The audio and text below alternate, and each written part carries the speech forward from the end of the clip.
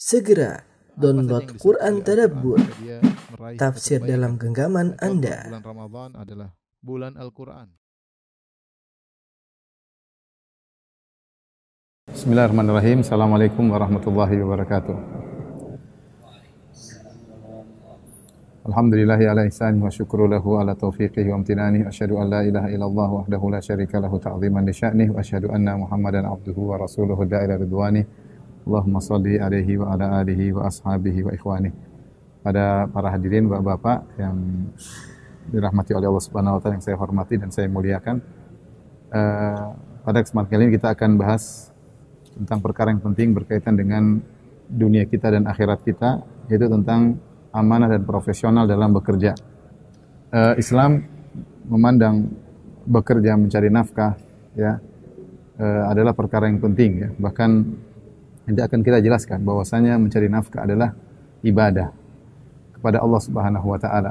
Seorang jangan sempit dalam memandang ibadah, menyangka ibadah hanyalah baca Quran, salat, berzikir, haji, umrah. Tidak, bahkan banyak ibadah yang berkaitan dengan interaksi dengan manusia ya, seperti berbakti kepada orang tua, bersikap baik kepada istri, menghormati suami, berbuat baik kepada tetangga, dan banyak ya. Di antaranya adalah mencari nafkah untuk diri pribadi dan juga untuk keluarga ya, bekerja. Terutama pekerjaan itu berkaitan lagi dengan kemaslahatan bangsa dan negara, tentu perkara tersebut menjadi lebih besar lagi di sisi Islam. Kalau kita bicara tentang amanah dan profesional, tadi sudah disinggung oleh Pak Dr. Wisnu bahwasanya ini semua kembali kepada ketakwaan. Ya, bagaimana sikap seorang kalau dia bertakwa kepada Allah Subhanahu wa taala, seharusnya dia akan bekerja dengan amanah dan profesional. Karenanya di awal pembahasan kali ini saya akan bahas untuk meyakinkan bahwasanya mencari nafkah atau bekerja secara umum adalah beribadah kepada Allah Subhanahu wa taala. Saya akan menyebutkan dalil-dalilnya agar kita yakin kita sedang beribadah kepada Allah. Nah, kalau kita beribadah maka ada aturannya. Tidak boleh kita menjalankan ibadah tersebut dengan terkontaminasi dengan kecurangan, dengan penipuan dan yang semisalnya. Tolong perhatikan. Saya akan bahas pada kesempatan ini tentang dalil bahwasanya bekerja adalah ibadah.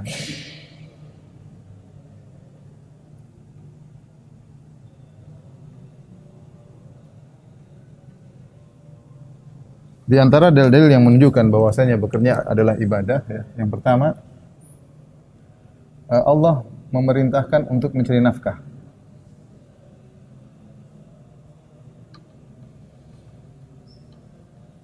Ini dalam beberapa ayat Allah sebutkan ya. Di antaranya misalnya Allah Subhanahu wa taala berfirman, "Huwallazi ja'ala lakumul arda dhalulan."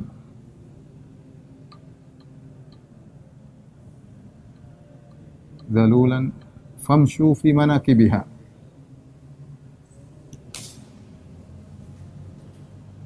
Wa kulu min rizqih.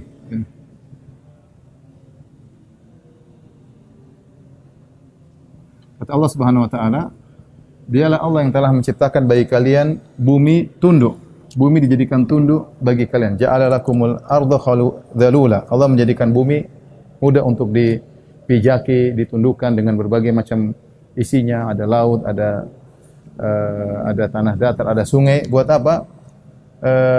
Famshu fi manakibiyah. Kalau gitu berjalanlah kalian di penjuru bumi. Manakib itu ada yang mengartikan adalah tempat-tempat yang tinggi. Artinya Allah suruh untuk mencari rezeki meskipun harus menempuh jalan-jalan yang tinggi. Apalagi jalan-jalan yang landai ya.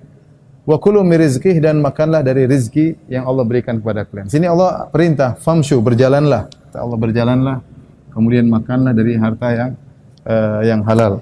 Demikian juga firman Allah Subhanahu wa taala ya. Wa idza qudiyatis salat fantashiru fil ard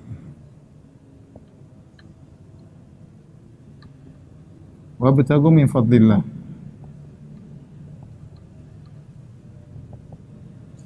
Kata Allah Subhanahu wa taala, jika telah selesai salat Jumat, fantashiru fil ard, bertebarlah di atas muka bumi. Kata Allah, bertebarlah ya. Bertebarlah di atas muka bumi. Wabtagu min fadlillah, carilah karunia Allah. Ya, karunia Allah. Allah suruh mencari rezeki, mencari nafkah. Ini menunjukkan bahwasanya mencari nafkah adalah perintah Allah Subhanahu wa taala. Kemudian antara dalil yang menunjukkan bahwasanya mencari nafkah adalah ibadah. Yang kedua, para nabi bekerja.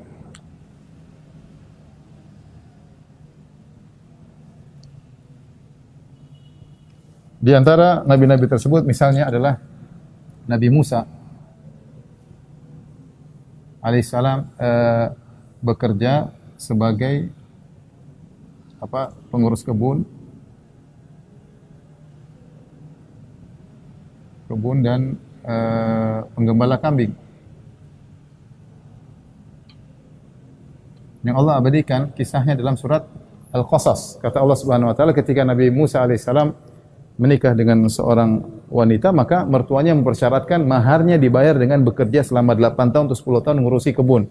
Kata sang mertua, "Inni uridu an unkihaka ihda ibnatayya hataini ala an ta'jurani thamaniya hijaj. Wa in atmamta ashran famin indik." Wahai Musa, aku ingin nikahkan engkau dengan salah seorang putriku dengan syarat kau bekerja kepadaku. Ini maharnya adalah dengan bekerja selama 8 tahun atau 10 tahun. 8 tahun boleh, kalau kau sempurnakan 10 tahun boleh. Akhirnya Nabi Musa bekerja, ada yang mengatakan kerja 8 tahun, atau ada yang bekerja 10 tahun. Tapi intinya dia bekerja karena dia punya kewajiban. Ini istrinya harus dibayar maharnya dan dia bekerja.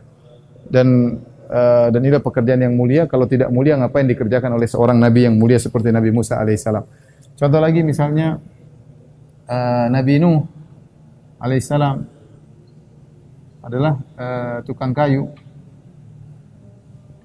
Demikian juga Nabi Zakaria adalah tukang kayu, Najjar, sama tukang kayu kerja.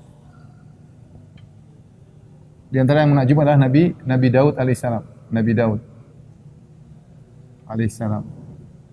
Di mana kata Nabi SAW dalam hadisnya, "Ma akala ahadun ta'aman qad khairan min amali yadihi. Wa kana Nabiullah Daud alaihissalam ya'kulu min amali yadihi."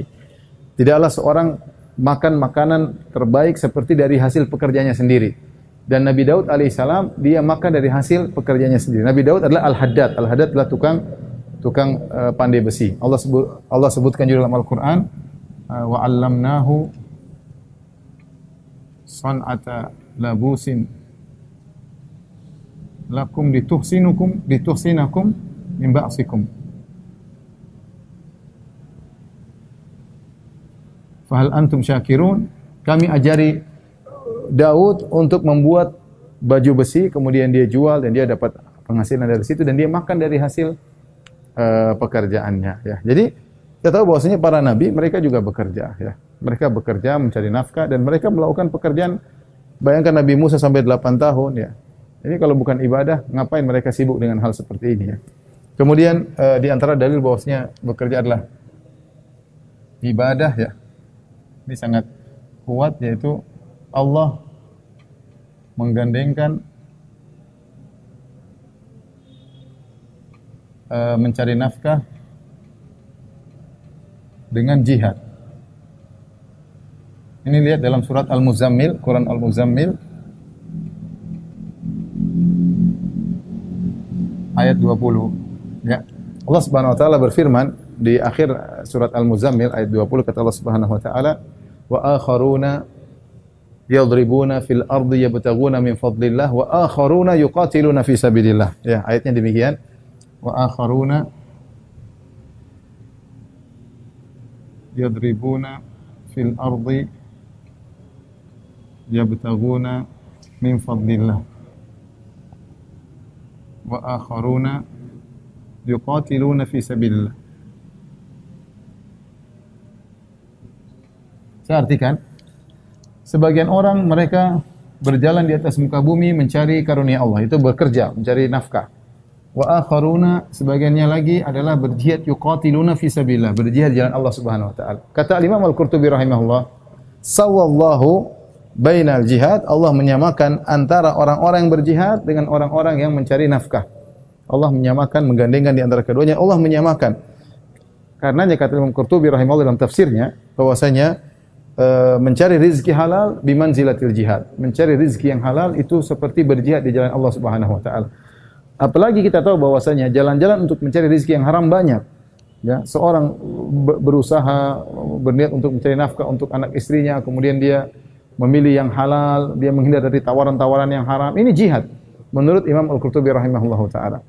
Karena Allah menggandengkan antara mencari rezeki yang halal dengan jihad. Ini menunjukkan kalau seorang mencari rezeki dengan benar, maka dia mendapatkan pahala yang besar di sisi Allah Subhanahu wa taala. Jadi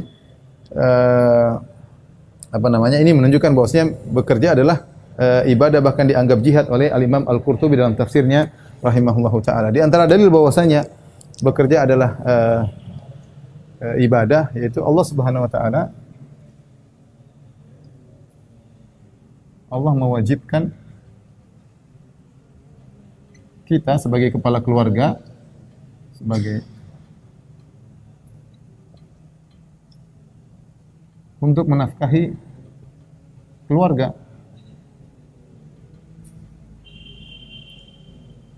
Menafkahi keluarga, ya. Kita disuruh menafkahi keluarga, dan tidak mungkin kita menafkahi keluarga kecuali kita bekerja. Kalau nggak bekerja mungkin dapat warisan atau hadiah, tapi itu jarang. Kebanyakan manusia mereka punya harta bukan dengan warisan, kebanyakannya adalah dengan bekerja, ya. Dan kita punya kaedah, ya. Ma la yatimul wajibu illa bihi fa huwa wajib. Kaedah ma la yatimul wajibu illa bihi fahuwa wajib. Saya kasih artinya sederhana. Sesuatu perkara yang wajib tidak bisa sempurna kecuali dengan perkara yang lain. Perkara yang lain juga itu hukumnya wajib. Suatu perkara yang wajib tidak mungkin dikerjakan kecuali dengan perkara yang lain. Perkara ini juga hukumnya wajib. Contoh, sholat Jumat wajib kita ke masjid. Berarti naik motor ke masjid hukumnya wajib, atau jalan kaki ke masjid hukumnya wajib.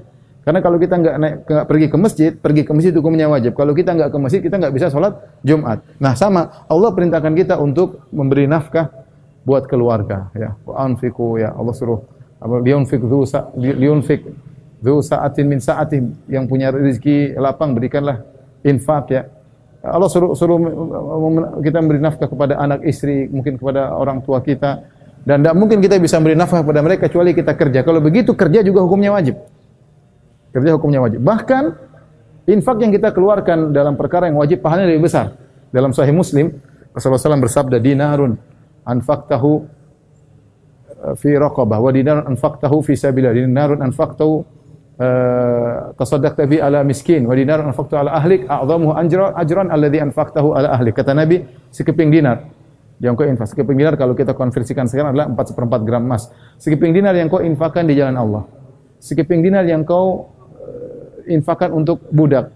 Sekeping dinar yang kau sedekahkan kepada orang miskin. Sekeping dinar yang kau keluarkan untuk keluargamu, a'zamuhu ajran, yang paling besar pahalanya alladzi anfaqtahu ala ahlik, yang kau keluarkan untuk keluargamu. Itu pahalanya lebih besar. Kenapa? Karena memberi nafkah kepada anak istri wajib, berinfak untuk yang lain-lain hukumnya sunnah, dan yang wajib lebih dicintai oleh Allah daripada yang sunnah.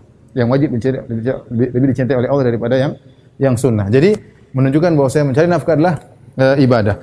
Apalagi kita tambahkan lagi misalnya yang kelima, disunahkan untuk bersedekah, membantu orang miskin, memberi. Dan kita punya kaedah sama seperti kaedah di atas, ya. Kaedah mala yatimu al-mustahabbu illa bihi fahuwa mustahab. Kata kaidah disepakati oleh para ahli usul, suatu perkara yang disunahkan tidak bisa dikerjakan kecuali dengan perkara yang lain, maka perkara yang lain juga disunahkan. Sama mirip seperti yang pertama, tapi yang pertama wajib, yang ini yang sunnah. Suatu perkara yang sunnah tidak bisa dikerjakan kecuali perkara yang lain, maka perkara lain juga hukumnya sunnah. Contoh, pakai minyak wangi ke masjid hukumnya sunnah. Ya, berarti beli minyak wangi hukumnya sunnah. Beli minyak wangi hukumnya sunnah. Kenapa? Karena ingin menjalankan sunnah, kita ingin jalankan sunnah, kita enggak punya minyak wangi. Beli minyak wangi hukumnya sunnah. Nah, dalam Al-Quran banyak sekali Allah mengatakan anfiqu, berinfak, beri bantuan kepada fakir miskin, kepada anak yatim, kepada fisabilillah, berilah kepada bantuan kepada karib kerabat, banyak sekali. Laisal birra an tuwallu wujuhakum qibala al-masyriq wal maghrib, walakinnal birra man amana billahi wal yawmil akhir wa atal mala ala hubbihi dawil qurba wal yatama wal masakin. Kata Allah, kebajikan di antaranya adalah seorang memberikan harta yang dia cintai kepada karib kerabatnya. wa atal mala ala hubbihi dzawil qurba wal yatama wal masakin wa ibni sabil.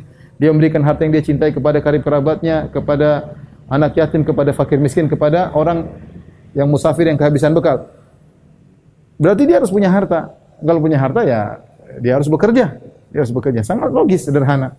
Anda ingin berinfak, Anda ingin menjadi orang yang dermawan, harus punya rezeki, punya harta.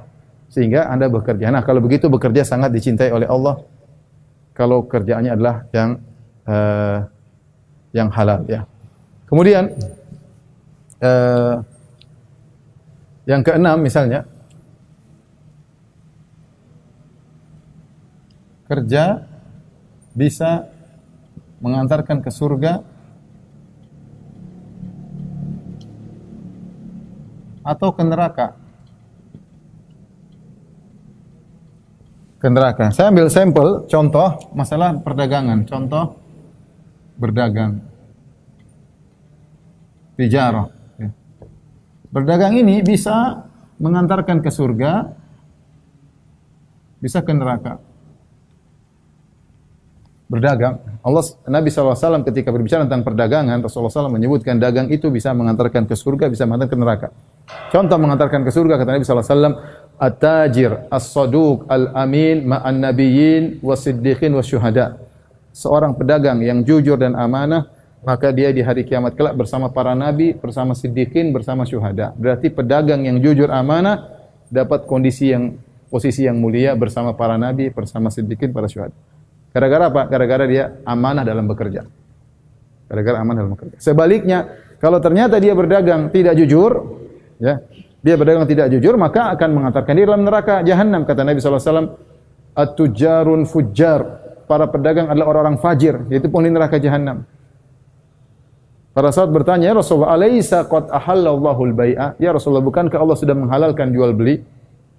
Kata Nabi SAW, na'am, benar, jual beli perdagangan halal, tetapi innahum yuhaddithun fayakdzibun. Namun mereka ini kalau ngomong bohong para pedagang tersebut.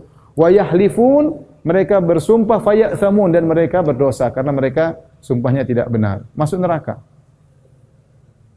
Gara-gara ngomong bohong, gara-gara sumpah enggak benar. Nabi SAW juga bersabda dalam satu hadis, "Thalathatun la yukallimuhumullah yaumal qiyamah wa la yanzuru ilaihim wa la yuzakkihim wa lahum adzabun alim." 3 orang yang Allah tidak akan ngomong dengan mereka, Allah tidak pandang mereka dengan pandangan rahmat, Allah tidak akan mensucikan mereka, bagi mereka azab yang pedih. Di antaranya al-munafiq sil'atahu bil halfil kadhib. Seorang yang melariskan dagangannya dengan sumpah palsu. Ini barang baru, ini saya enggak ambil untung misalnya. Untung saya cuma 5% ya. Ini baru kemarin sore, padahal kemarin sore bulan lalu ya. Banyak orang bohong supaya melariskan dagangannya, dia bersumpah demi Allah, demi Allah.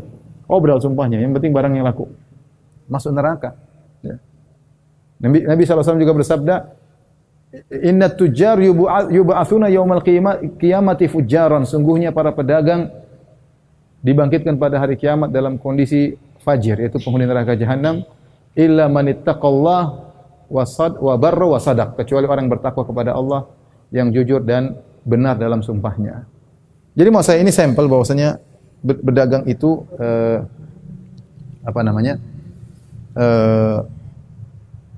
bisa mengantarkan kepada surga, bisa mengantarkan kepada neraka. Ini berlaku pada seluruh pekerjaan. Ini sekedar sampel yang disebut oleh Nabi SAW, karena di zaman Nabi pekerjaan banyak adalah perdagangan. Banyak pekerjaan adalah perdagangan, tapi ini berlaku pada seluruh pekerjaan. Pekerjaan. Baik, ini mungkin hal-hal yang saya ingin kasih mukadimah bahwasanya dalil bekerja adalah ibadah. Setelah saya sampaikan ini, maksudnya kita harus yakin bahwasanya pekerjaan kita sebagai pedagang, sebagai pegawai negeri, sebagai apapun, bekerja adalah ibadah. Jangan sampai kita menganggap itu suatu hal yang hal yang biasa. Enggak, kita bekerja adalah ibadah. Tolong dihapus. Habis ini baru kita akan bahas apa yang harus dilakukan oleh seorang yang bekerja. Tolong di foto, dikirim ke kawan-kawan.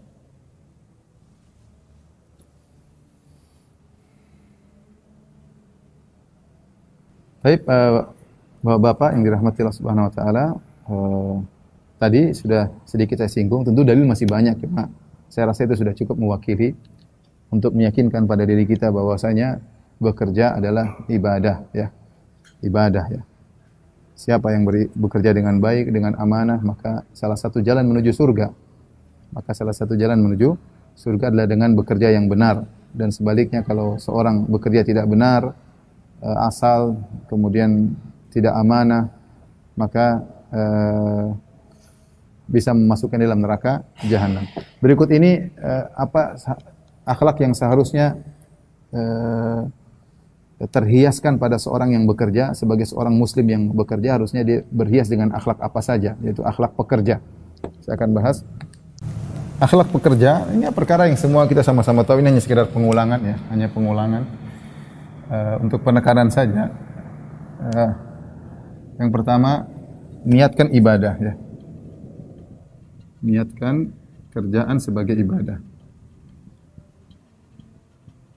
Ini sangat penting niat ini, karena niat ini penting. Innamal a'malu binniyat, amalan tergantung niatnya, dan niat ini bisa merubah dari pekerjaan duniawi menjadi pekerjaan akhirat.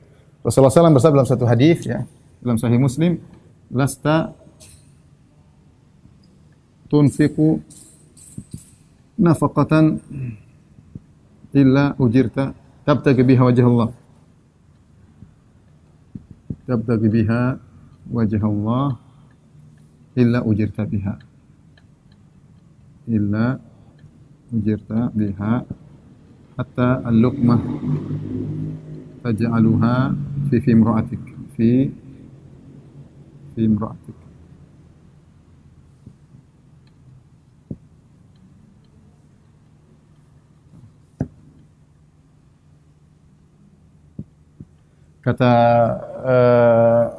Kata Nabi SAW, tidaklah engkau berinfak satu infak pun tabtaghi bi wajhi Allah. Syaratnya ada. Tabtaghi bi wajhi Allah. Engkau mencari wajah Allah, itu ikhlas, harus diniatkan. Diniatkan ikhlas. Kecuali kau dapat pahala sampai suapan yang kau suapkan ke mulut istrimu. Jadi kita nyuapin istri ini, dia dapat pahala ya. Padahal kata para ulama, kondisi seorang laki nyuapin istri itu kondisi lagi mesra-mesranya ya. Coba kalau kita terakhir kapan saya suapin istri saya nggak tahu sudah. Apalagi bapak nggak tahu kapan terakhir nyuapin istri. Pasti kalau lagi nyuapin istri lagi mesra-mesranya, lagi sayang-sayangnya. Atau kalau lagi sakit baru kita suapin ya. Kalau enggak dicekokin. Tapi intinya seorang suami mau nyuapin istri itu dalam kondisi lagi mesra-mesranya. Itu pun kalau dia niatkan karena Allah dia dapat pahala. Itu pun kalau diniatkan karena Allah dia dapat pahala. Nah, seorang ketika bekerja, dia tahu ini ibadah, maka dia niatkan, dia keluar dari rumah, dia niatkan, saya keluar ini mencari nafkah, diperintahkan oleh Allah, maka setiap langkah kakinya, waktunya yang dia sibukkan. Nah, kerjaan butuh waktu banyak. Berdagang memang enggak capek-capek cari barang yang murah, kemudian bawa ke pasar, nawar-nawar ke orang. Tapi dia komitmen, dia harus bekerja secara islami, agar semua derap langkah kakinya berpahala, semua keringat yang bercucuran berpahala, dia meras otaknya untuk berpikir, apalagi mungkin bapak-bapak pekerjaannya berat, mikirin nuklir, neutron dan macam-macam. Ini membutuhkan pemikiran, dan ini semua kalau kita niatkan karena Allah akan berpahala di sisi Allah Subhanahu wa taala. Niatkan untuk ibadah. Terlebih lagi Nabi bersabda ya, terlebih lagi Nabi SAW bersabda, khairukum anfa'ukum linnas ya. Khairukum anfa'ukum linnas. Sebaik-baik kalian yang paling bermanfaat bagi orang lain.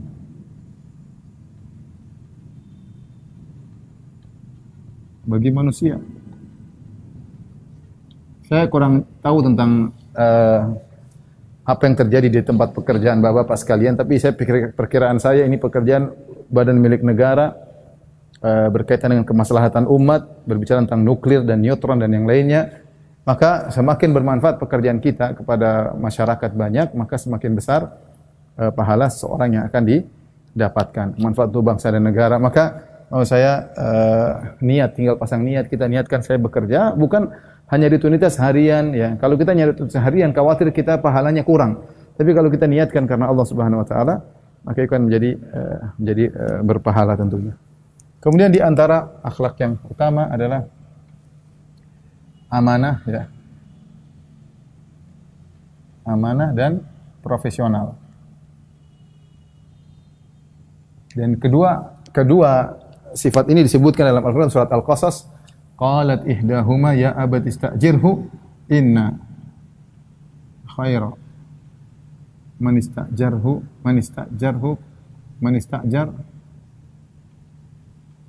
al-qawiyul amin.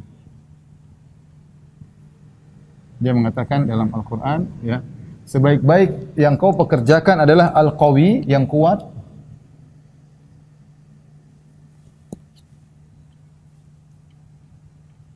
Kuat, terus amin, amanah.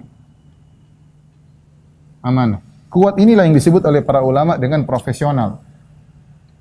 Dia kuat dalam pekerjaannya. Kalau amanah kita sudah sama-sama paham. Al-qawi adalah profesional. Makanya dalam hadis kata Nabi sallallahu alaihi wasallam, innallaha yuhibbu idza amila ahadukum amalan an yutqinahu. Allah suka, dalam hadis Allah suka jika salah seorang dari kalian bekerja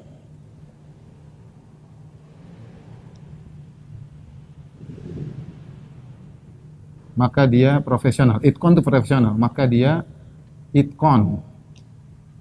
Itqan itu profesional. Benar-benar dia kerja. Dan ini dituntut apapun orang tersebut, dia pedagang-pedagang profesional, dai yang profesional. Dia seorang hafidz yang profesional, dia seorang imam masjid serius. Dia bekerja sebagai pemimpin profesional, apapun, dan itu dia adalah ibadah. Kalau dia kerja dengan sungguh-sungguh dengan profesional, maka bernilai ibadah di sisi Allah Subhanahu wa taala. Makanya kalau orang tidak profesional jangan bekerja. Bukan bidangnya, jangan masuk situ.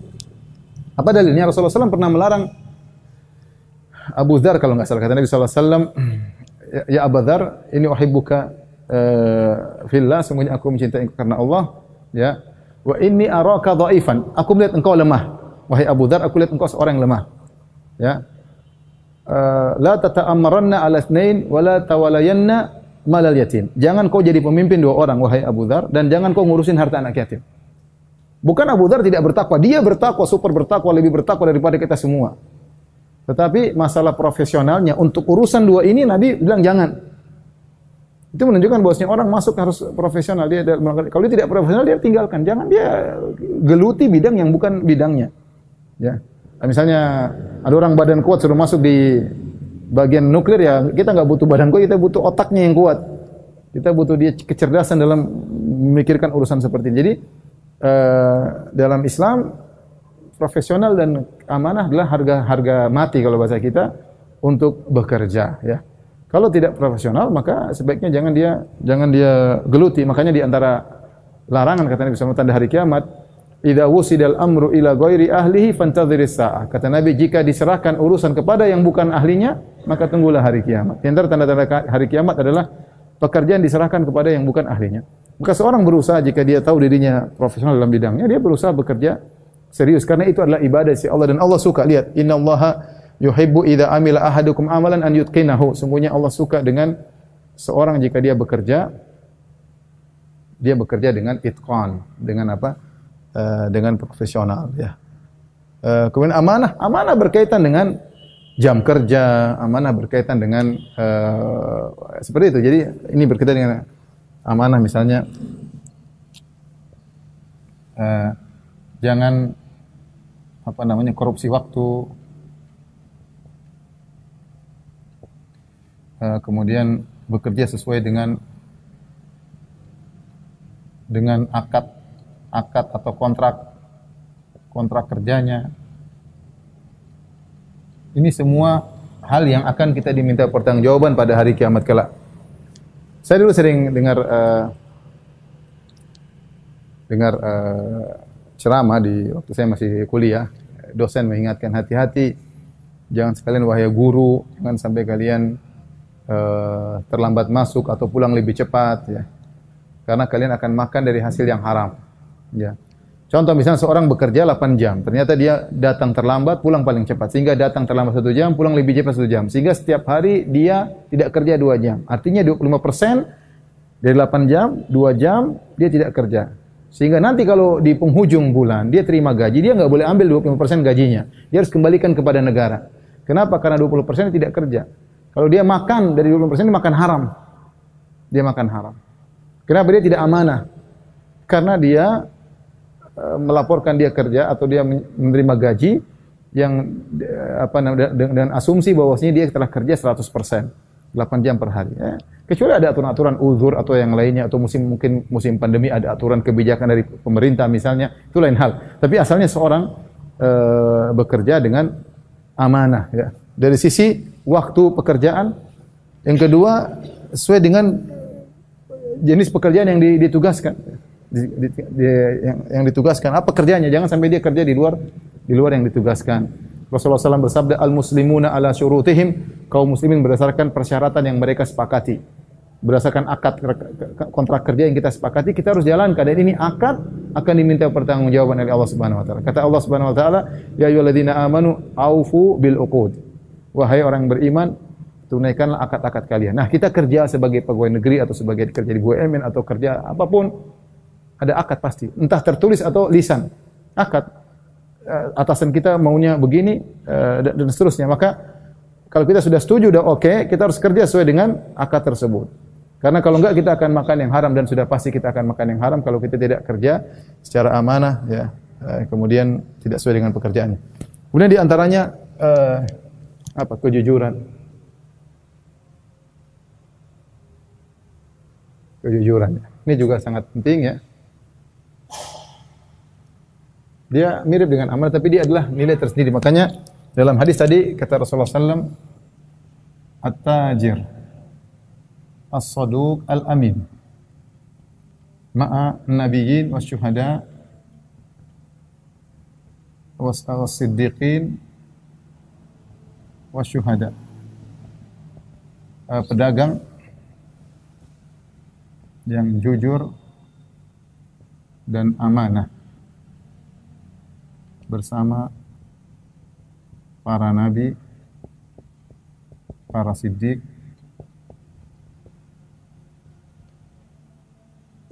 dan para syuhada.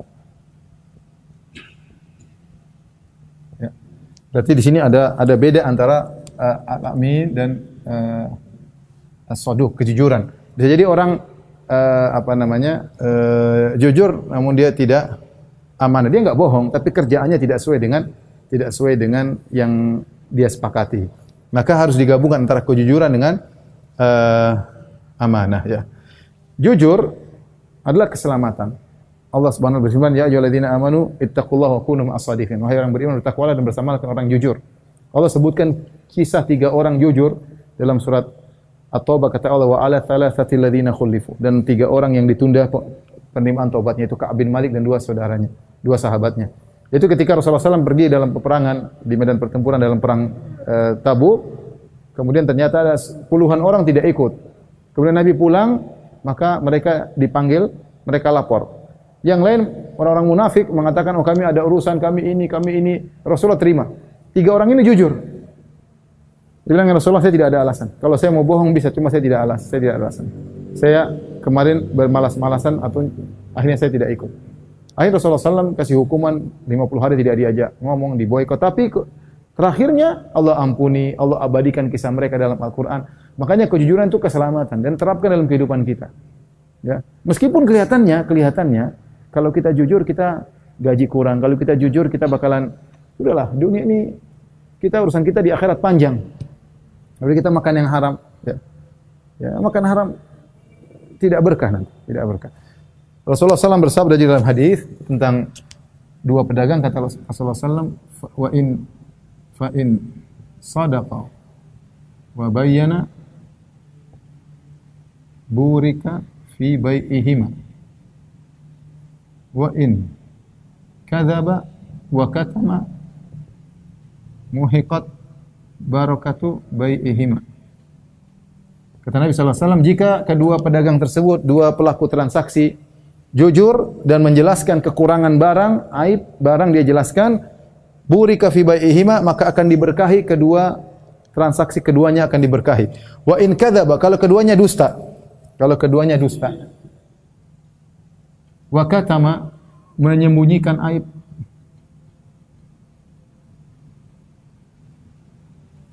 Muhiqat barakatu bai'ihima, dihapus keberkahan. Ya, kita Terkadang seorang memiliki harta yang banyak, tapi belum tentu dia bahagia. Mungkin istrinya begini, anaknya begini, dia juga tidak tahu uang kemana habis. Tidak berkah. Ya. Dia hanya terpedaya dengan jumlah yang banyak. Kita inginkan, meskipun sedikit berkah, apalagi kalau sudah berkah kemudian banyak ya. Tapi jangan sampai kita terpedaya, terpesona dengan jumlah yang banyak sehingga kita bohong dan akhirnya kita menutup-nutupi, akhirnya kita dicabut berkah dari kita ya. Oleh karenanya di antara kejujuran melaporkan pekerjaan hasil kerja sebagaimana adanya. Jangan ditutup-tutupi, jangan dibesar-besarin, jangan dibohong-bohongin. Karena sebagian orang ketika mereka bekerja, mereka kayak menampilkan hasil mereka lebih daripada yang ada ya. Apalagi kalau mau cari muka di hadapan pemimpin, mereka sampaikan ini hasil. Padahal enggak seperti itu. Ini ciri-ciri orang munafik. Allah sebut di akhir surat Ali Imran, kata Allah, yuhibbuna an yuhmadu bima lam yaf'alu. Suka untuk dipuji dengan apa yang tidak dikerjakan.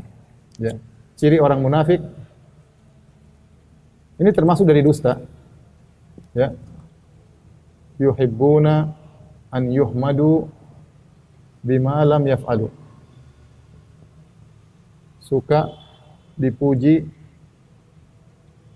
pada apa yang tidak dia kerjakan. Tidak dikerjakan. Dia ingin dipuji padahal tidak sesuai dengan apa yang kenyataannya, tidak sesuai dengan kenyataan. Ini orang munafik. Rasulullah SAW juga bersabda, Al-mutasyabbi' bima lam yu'ta kala bisi thawbai az-zur. Kata Nabi, yang bergaya dengan apa yang tidak dia miliki, apa yang dia tidak punyai,